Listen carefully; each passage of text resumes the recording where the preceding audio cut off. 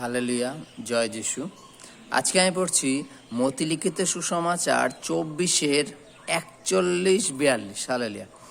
এখানে লেখা আছে, দুইটি স্ত্রীলোক যাতা পিসিবে, আর একজনকে লওয়া যাইবে এবং অন্যজনকে ছাড়িয়া যাওয়া যাইবে।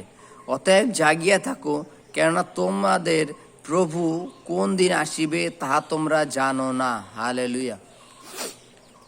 বাইবেলে লেখা আছে, দুজন মহিলা যদি যাতা পেশে, একজনকে নেওয়া যাবে আর একজনকে ছাড়া যাবে।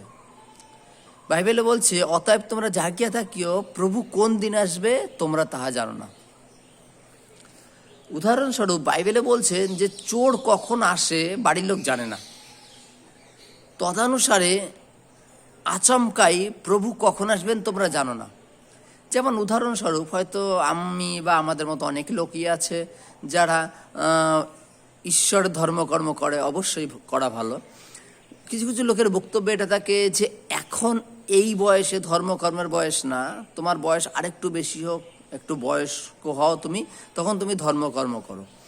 কিন্তু বাইবেলে বলছে তোমরা অবিরত জাগিয়া থাকিও, মিনিং সবসময় সচেতন থাকো যে প্রভু কখন আসবেন, তার যখন তিনি আসবেন তখন যেন তোমাকে তুলতে পারেন। যেমন উদাহরণস্বরূপ, ঈশ্বর বাইবেলে লেখা আছে তিনি ধার্মিকদের তুলে নেবেন এবং পাপীদের নরকে নিক্ষেপ করবেন। এবার ধার্মিকদের যখন তুলে নেবেন, প্রভু কবে আসবেন ঠিক নেই।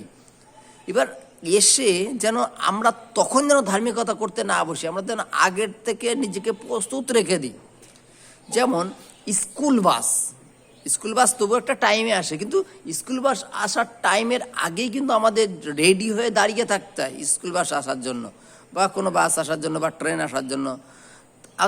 তদানুসারে প্রভু যখন আসবেন, আসার পরে যে আমরা ধার্মিকতা করতে হবে এমন নয়, আমরা যেন আগের থেকেই ধার্মিকতা করে রেডি থাকি। বাইবেল লেখা আছে, জাগিয়ে থাকো, প্রভু কখন আসবে তোমরা জানো না। যাকে তিনি ধার্মিক পাবেন তিনি তাকে নেবেন, কিন্তু যাকে ধার্মিক পাবেন না তিনি তাকে নেবেন না।